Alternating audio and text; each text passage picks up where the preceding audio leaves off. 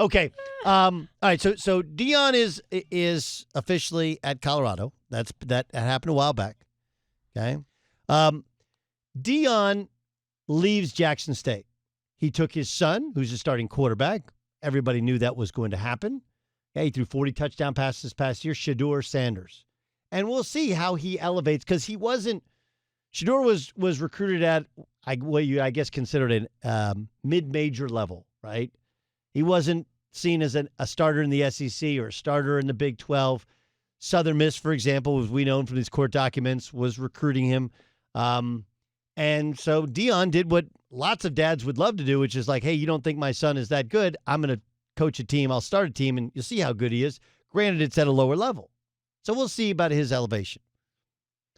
But he leaves behind Jackson State. And we found news, not surprising, that joining him at Jackson State was his most highly touted recruit. You know, his two-way star from Jackson State, who we were all told, that not only was Deion going to Jackson State for one reason, okay, but we were also told that Travis Hunter was going to Jackson State, not for the football alone, but also for the cultural aspect of a historically black college, university, HBCUs.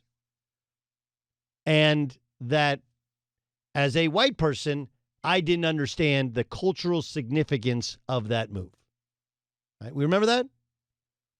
Okay. I got ratioed on Twitter for it. That's what happened. I got ratioed on Twitter because I said, like, look, no one would ever say this is a smart move for Travis Hunter in the grand scheme of things. Because Jackson State is dramatically underfunded in comparison to Florida State, who he had committed to for over a year.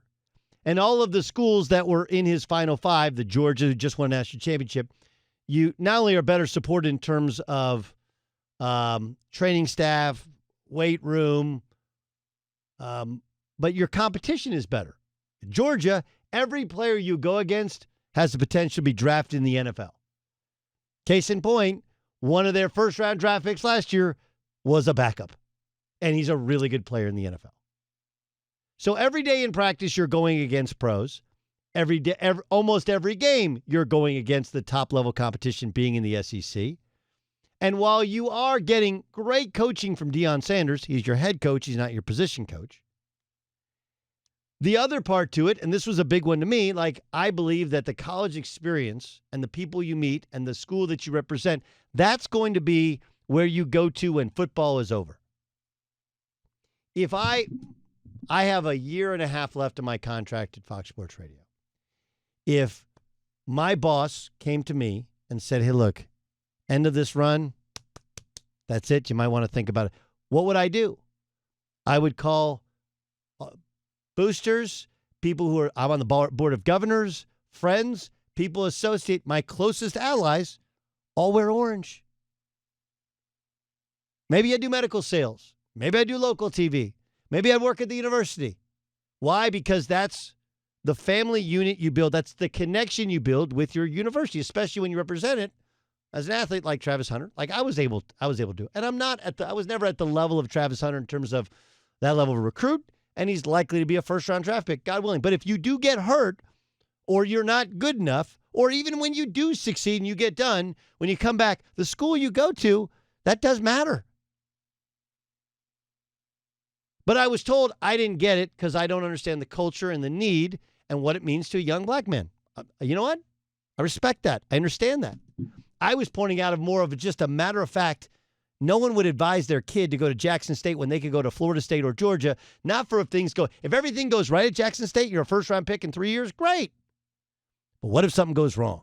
Protect the kid and his future. That was my only belief. Now they're all gone. Sanders is gone, his son is gone, and Travis is gone.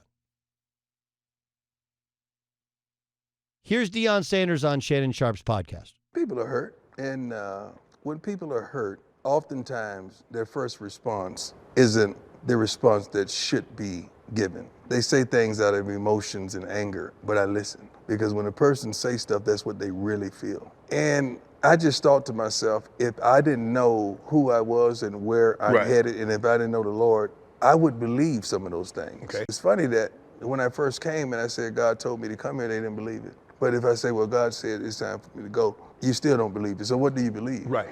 So if you don't believe that God has his hands on us, something's wrong with you, because you got to see. I couldn't have done this by myself. Right. Had a wonderful coaching staff, a wonderful AD who allowed me to do the things that we were able to accomplish.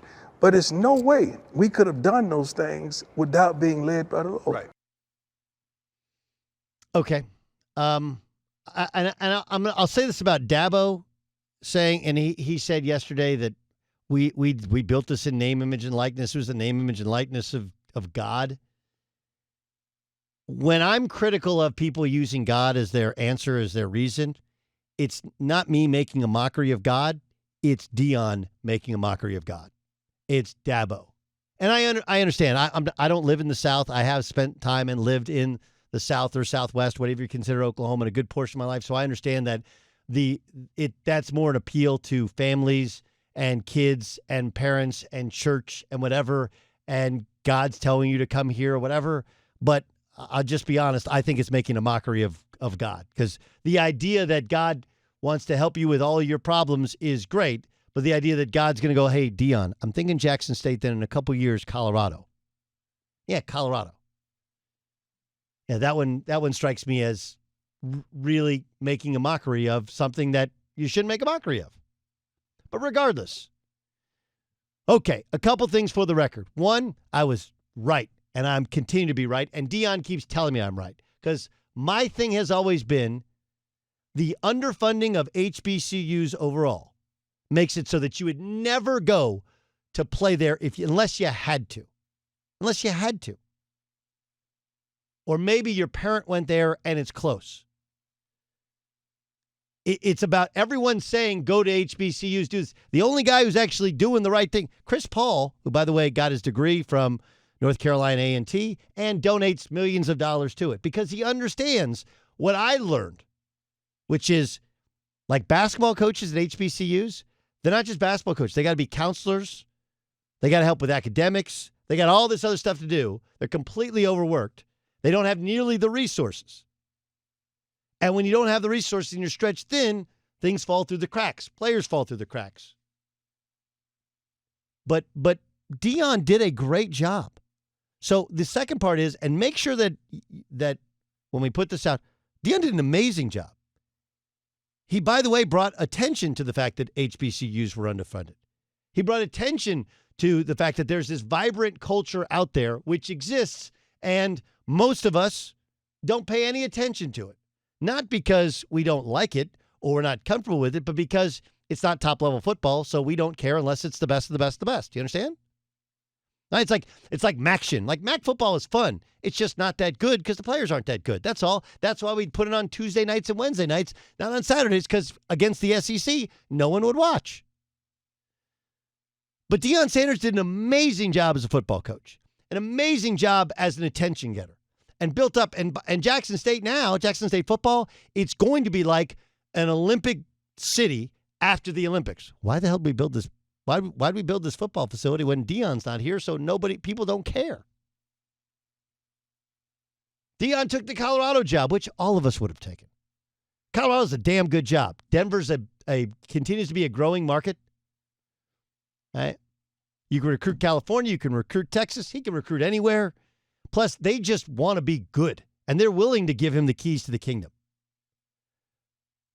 So this is not me being critical of Deion taking the job. It's not me being critical of the job that Deion did, or the job of recruiting Travis Hunter, or the job of elevating his son and allowing his son to start. No, I'm not critical of any of that. That's his vision, and he has seen it through, and now he's at a place where I don't know if you can win a national championship, but you can be competitive, and pretty quickly. And I also agree, Danny Cannell joined us earlier. He said he's not a carnival barker. He's actually a really good football coach. I agree.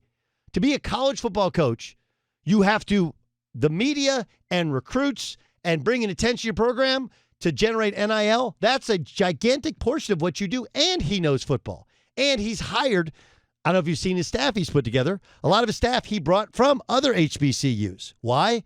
Because they don't make money, and he respects them as football coaches, and they can do all the things that he doesn't have time or the desire to do. And they'll be loyal to him because he's paying them more than they made previously. But it was never about anything other than Deion Sanders. You understand that? It was never, I'm sorry, HBCUs, it was never about you. You were a means to an end, which is okay, with the exception of the fact that Deion gets very defensive and supporters of him get very, well, you're just hating him. No, I'm not. I would have taken the job too. And winning it, doing what he did at Jackson State is amazing. In short order, they became a dominant program at that level.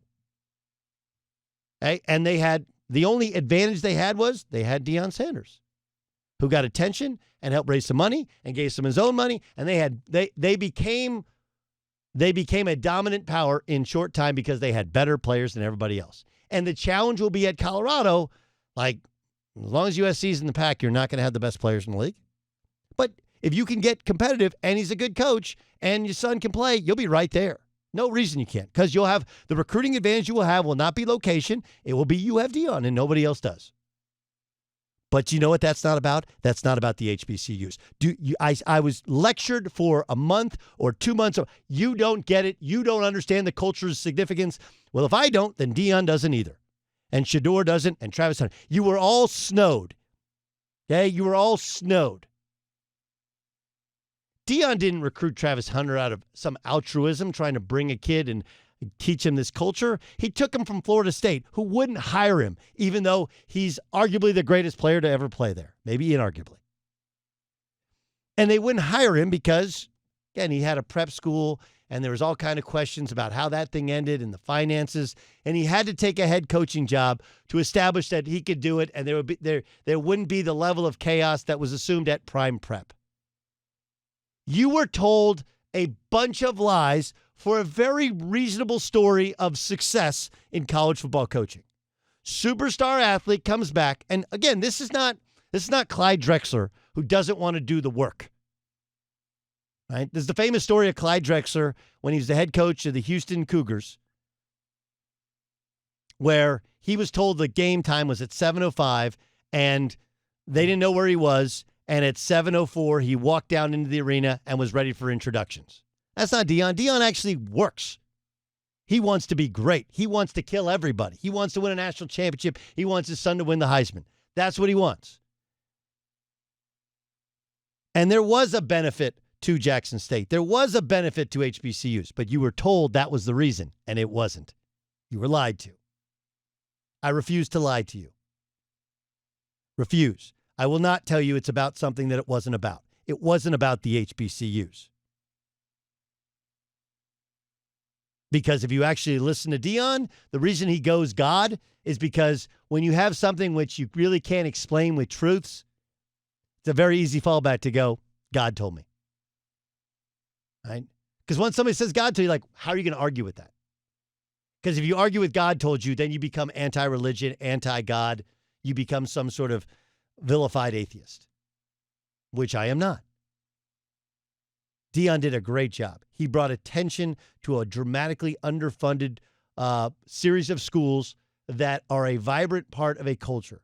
But it was the reason he told you time and again and made others say it was all about the cultural aspect of it. No, it wasn't. That was a side benefit, and him leaving and taking players with him. Wait, so it's not important to Travis Hunter for the culture anymore? None of that's important anymore. Which is it? It's brilliant. It's just not what you were sold.